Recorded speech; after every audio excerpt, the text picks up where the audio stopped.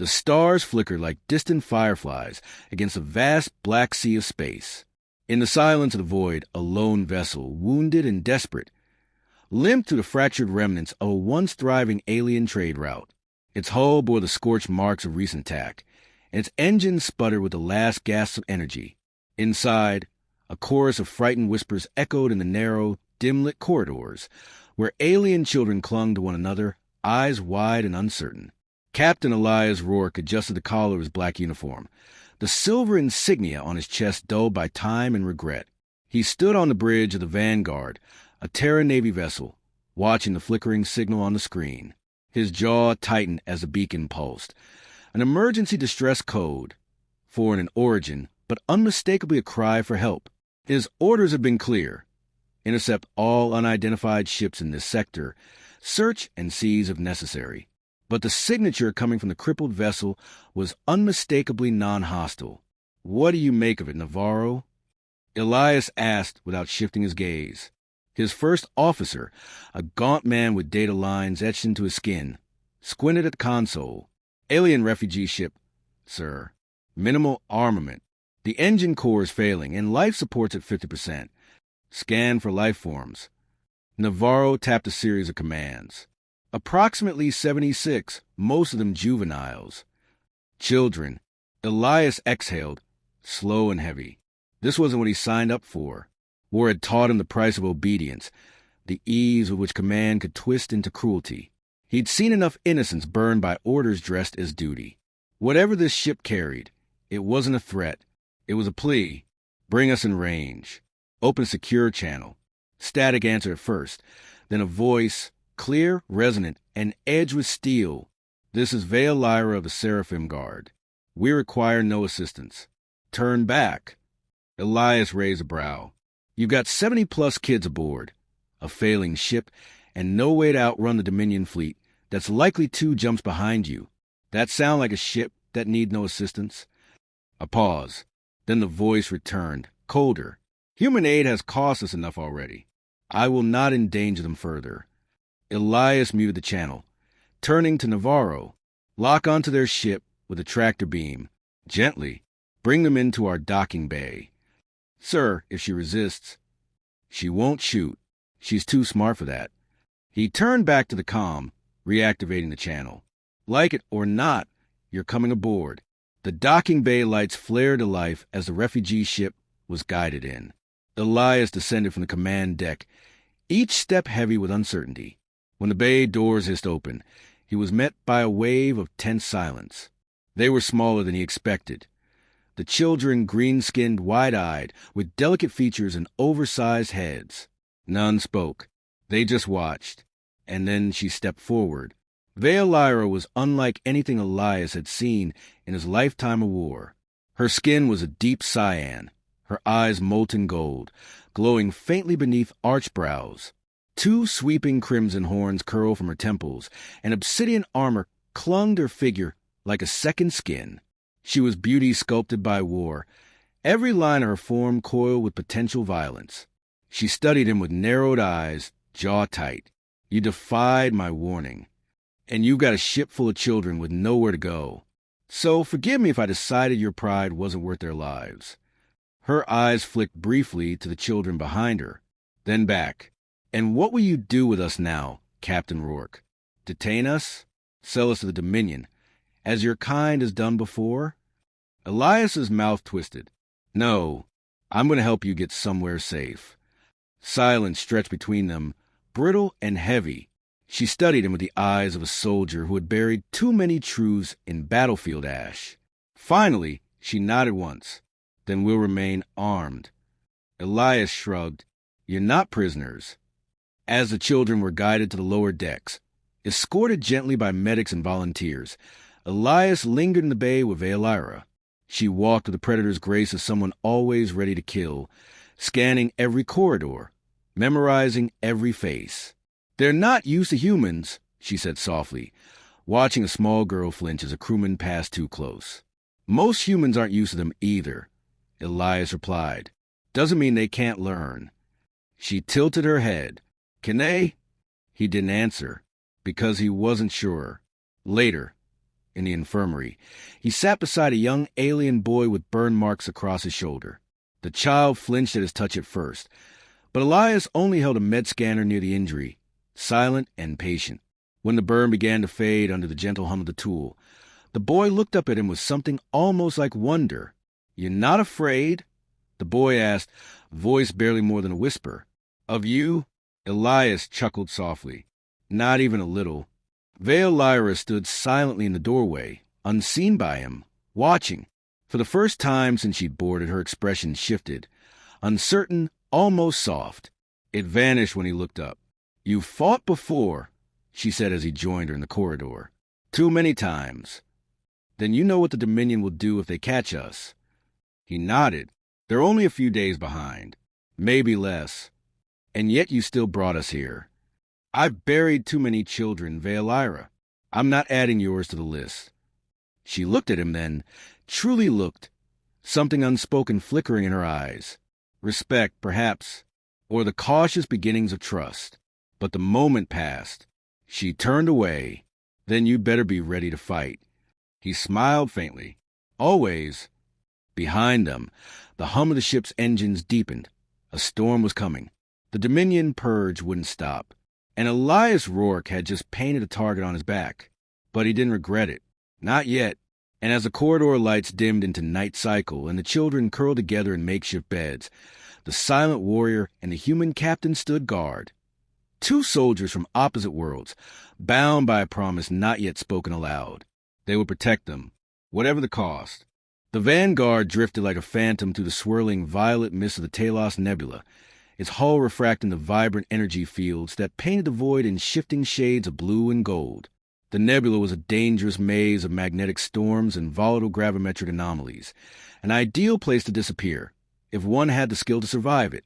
Captain Elias Rourke sat in the command chair, eyes fixed on the rotating 3D map floating above the console, where Dominion signal pulses danced like predators in dark water.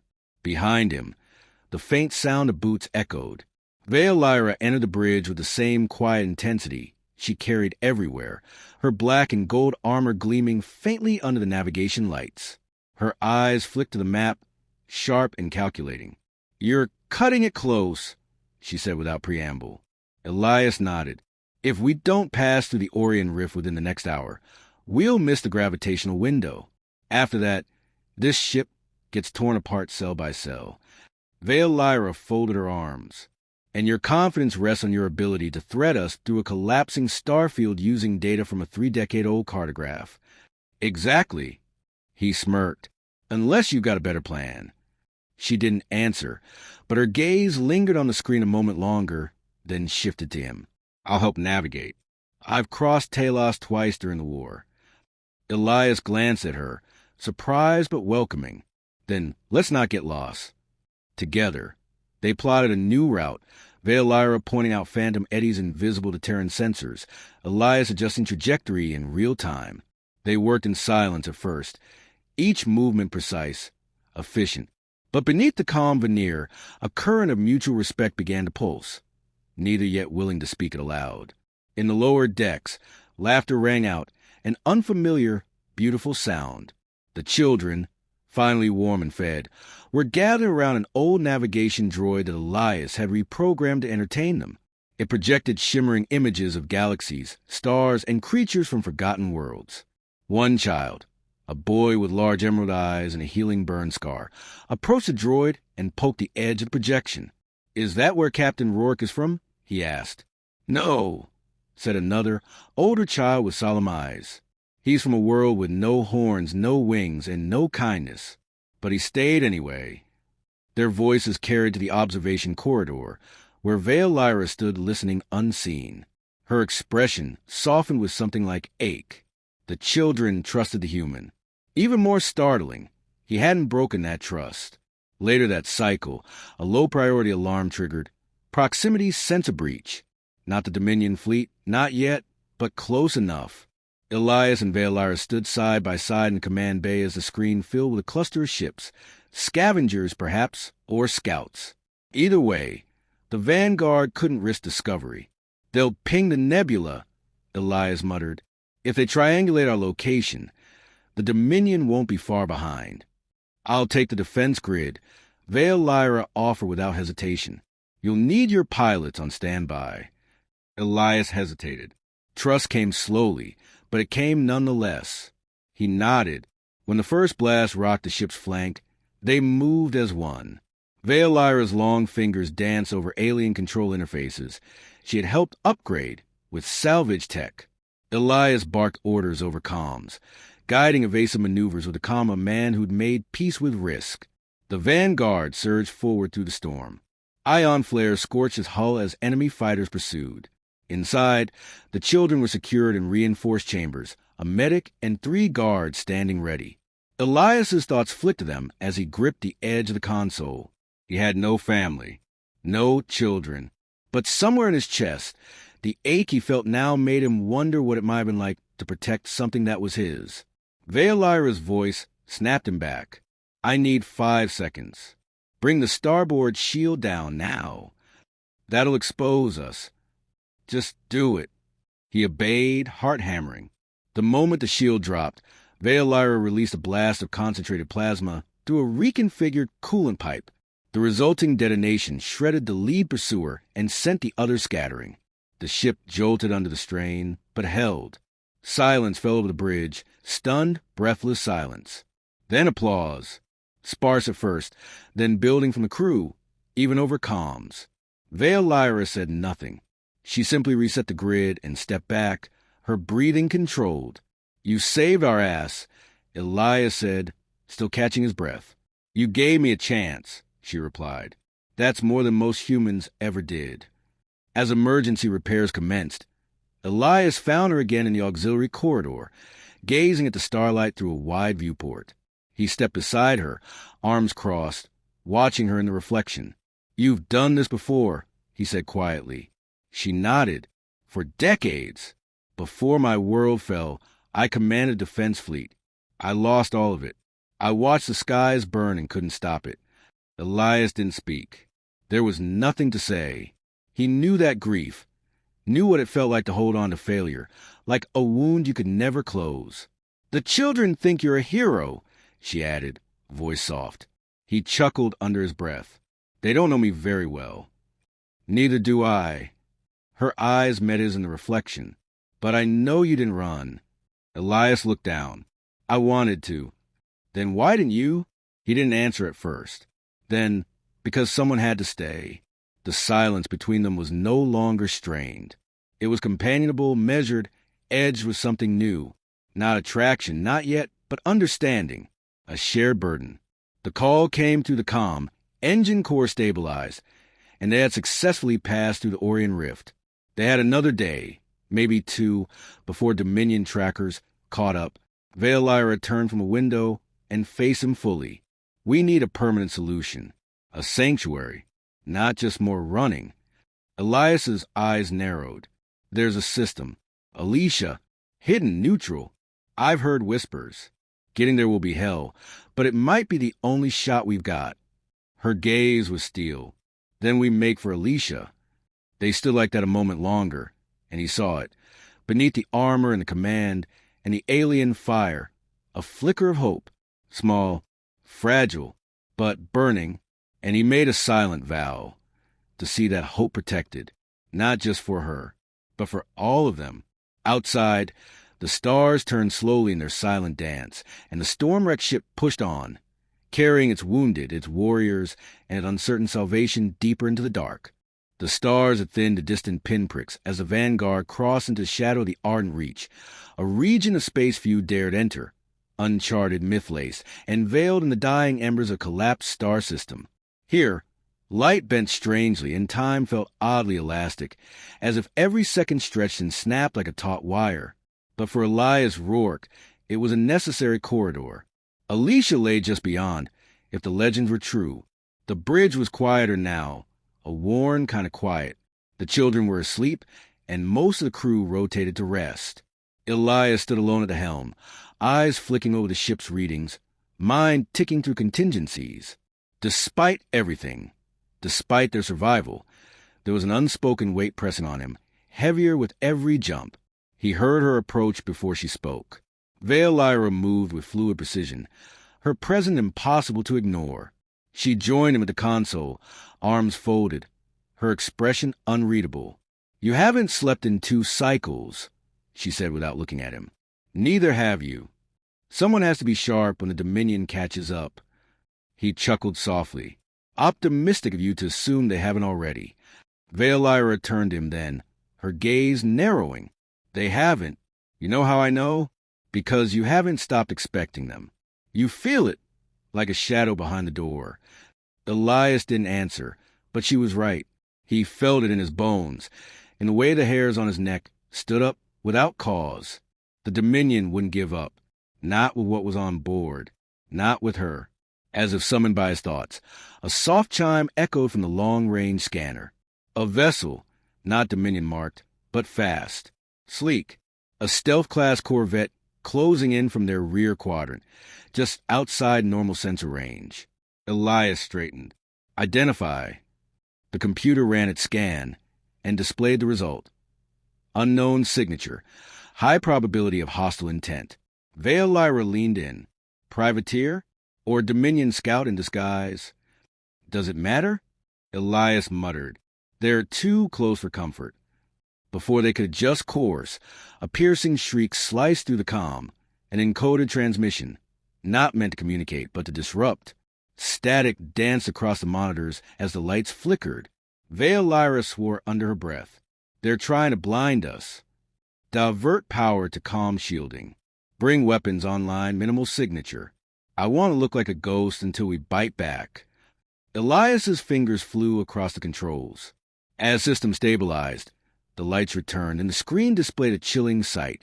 The stealth vessel had deployed drones. Small, near-invisible things designed to slip aboard unnoticed and sabotage from within. The alert klaxon blared. "Boarders," Vale Lyra growled. "I'll take the lower decks. Keep the bridge sealed until I give the all-clear. You'll need backup." Elias started. She stopped him with a look. "You're the captain. They need you alive more than they need me." And then she was gone, a blur of gold and black, her twin blade sheathed at her back. Elias turned his attention to the ship's internal sensors, watching as the drones infiltrated through cargo ventilation shafts. There were too many for standard countermeasures.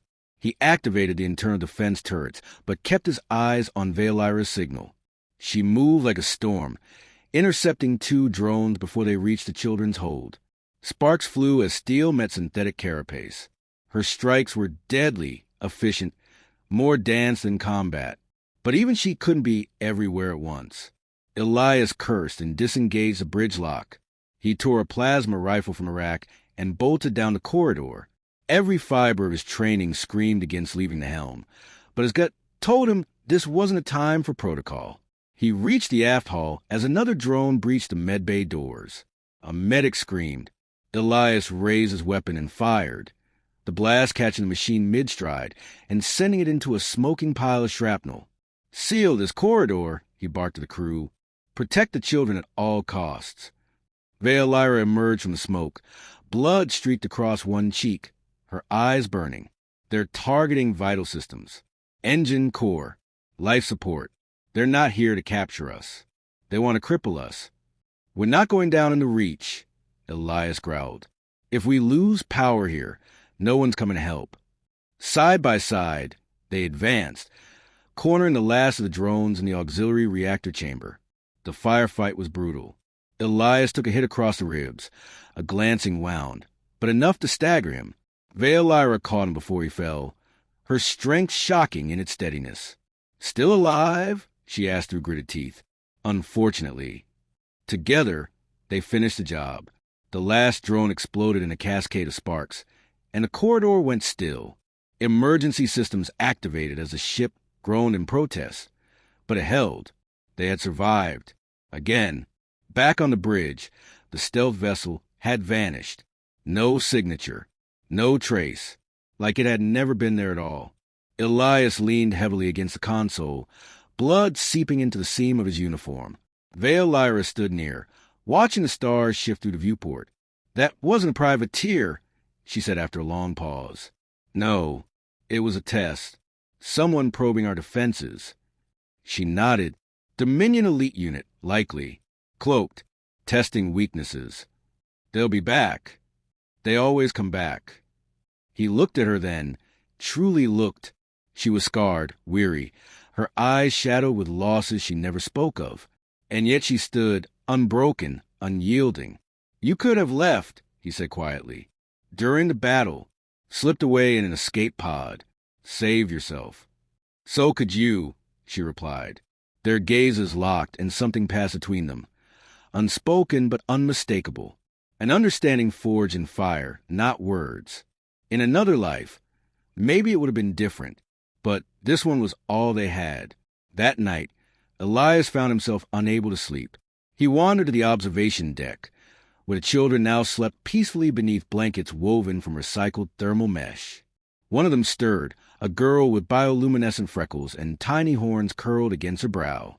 She reached for him in her sleep, and without thinking, he knelt and adjusted her blanket. They were innocent, and yet they bore the weight of a war they hadn't started. He felt Vale Lyra's presence behind him before she spoke. They see you as something more than a protector, she said. You're becoming a symbol to them. Elias shook his head.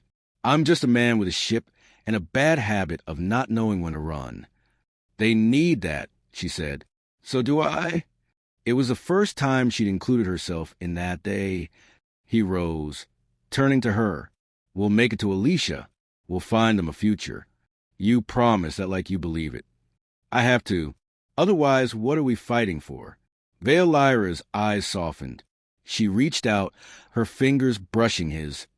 Just for a second, it was enough. Neither said anything more. They stood in silence, watching the stars burn cold and bright across the endless dark, carrying hope like a spark waiting for kindling. The Vanguard emerged from the Ardent Reach battered but intact, its hull etched with the scars of every trial it had endured. The last jump had strained the core beyond safe limits. Stabilizers hummed with low-frequency groan, and even the artificial gravity pulsed unevenly beneath the crew's feet. Yet, in the forward viewport, a new sight met their eyes. Alicia. It did not look like salvation. The system's heart was a pale, dying star, casting a wan golden hue over its single habitable world. Clouds of color of tarnished silver veiled its surface, and artificial satellites hung in low orbit like dormant sentinels. There was no welcome beacon, no station hailing them. Only the unsettling silence of a place forgotten. Elias Rourke stood at the helm, fists clenched at his sides. No Dominion signal traces, no active planetary grid, could be automated or abandoned. Vale Lyra replied from his side. Many safe havens end that way. But we didn't come this far to second-guess ghosts, Elias muttered. Prep a descent. We land within the hour. The children were restless, sensing the shift. Their excitement clashed with the crew's tension. They saw a promise where the adults saw traps. But they deserved a home, even if it had to be carved from ruin. The drop shuttle rocked as it pierced Alicia's atmosphere. Silver clouds parted to reveal a world both alien and beautiful. Crystalline valleys stretched between jagged obsidian ridges, and ancient architecture peeked from beneath the overgrowth. The structures were not human. They bore sweeping arches and open spires, made from materials that shimmered subtly with residual energy. It was like landing in a myth. Scans showed breathable air, no hostile fauna, no active defense systems. Vale Lyra reported, stepping off the ramp the moment it settled. Elias followed, rifle slung across his back, eyes alert. Still feels too quiet. They moved through the ruins in silence, accompanied by a handful of crew and older children. The central plaza was a perfect circle lined with broken monoliths, etched in a language even Vale Lyra didn't recognize. But one structure still stood intact. A temple or perhaps a command node, sealed with a door untouched by decay. Vale Lyra approached it first. As her fingers brushed the surface, the door shuddered and opened with a hiss, revealing a chamber filled with softly glowing light. Elias raised his rifle instinctively, but no threat emerged. Only stillness and something stranger, warmth. Inside, the chamber pulsed with dormant energy. At its center stood a console connected to translucent conduits that snaked into the walls like veins. Vale Lyra stepped forward, drawn to it. Symbols flared to life beneath her touch. The room responded. "I think of the memory archive," she said, her voice hushed. "Whoever built this place, they wanted someone to find it." Elias scanned the data feed. "What's it showing?" She stared at the projection as images coalesced. Worlds on fire, starships shattering in orbit, refugee fleets fleeing from an empire cloaked in gold and black. The Dominion, long before humanity ever encountered them. "They've done this before," Veolyra whispered. "To others. Systems we never knew existed." Elias's jaw tightened. This was one of their sanctuaries. A hidden stronghold. They must have fought back. The final image was stark. A council of alien leaders, some resembling Veolyra's species, others entirely unknown, standing united beneath the symbol of a rising star. Then darkness. "They lost," she said. "But they left this," Elias replied. "They wanted the next generation to learn, to resist." The crew set up temporary camp while Elias and Veolyra scouted the perimeter. Though the world seemed lifeless, he couldn't shake the sensation of being watched. It wasn't hostile, more like the feeling of walking through a graveyard and knowing the dead were listening. Night fell in shades of deep violet, and the ruins shimmered under twin moons. The children had already begun naming the world's landmarks. Starbridge, Crystal Garden, Whisper Spire. It was a kind of magic, this claiming of something long lost, a spark of ownership. Elias stood alone on the temple's highest balcony, watching the lights below. Veolyra joined him without a word, her armor traded for a long, dark coat she rarely wore. It softened her silhouette, made her seem less like a warrior and more like something vulnerable. "They're calling it home already," she said. "I don't blame them. I want to believe this place can hold. And if it can't?" He turned to her. "Then we fight, but not the way they expect." She studied him carefully. "You've changed, Elias." "So have you. I never let myself hope before." "Not really." He nodded. "It's terrifying, isn't it?" "Yes," she said. "But you make it feel like it might be worth the risk." They stood in silence, closer now than they'd ever allowed themselves to be. There was no grand confession, no sudden kiss. Just a shared breath, a steady gaze, and something unspoken binding them across the scarred chasm of their pasts. Then the warning flare came. A single pulse from the Vanguard, high above in orbit, signal disrupted, power fluctuation. And just beyond the moon's edge, a glint of gold. Elias's heart sank. "They found us." Veolyra's voice was steel again. "Then we show them we're not afraid." The children were gathered and secured in the central chamber. The crew scrambled to fortify the ancient structure, repurposing its energy core to power a defense grid. Elias coordinated with the ship's AI to mask the Vanguard signal, while Veolyra activated systems she barely understood. Alien weapons left dormant for centuries. The Dominion ship didn't descend in force. It hovered in high orbit, watching, measuring, a silent threat. "They're waiting," Elias said, "trying to rattle us." Veolyra stepped beside him. "Let them." The children painted stars on the walls with bioluminescent chalk scavenged from the ruins, unaware of the war brewing above. And perhaps that was a real victory, giving them a moment where fear didn't rule. In the quiet before dawn, Elias stood watch on the temple steps, rifle across his lap. Veolyra joined him again, this time carrying 2 mugs of something warm, scent brewed from rations and native herbs. She handed him one without comment. He took a sip, grimaced. "This is terrible." Her lips curled. "You're welcome." He laughed, and the sound startled him. It had been a long time since he'd laughed like that, without bitterness, without weight. "You know," he said, "whatever happens next, I'm glad you were here, that you stayed."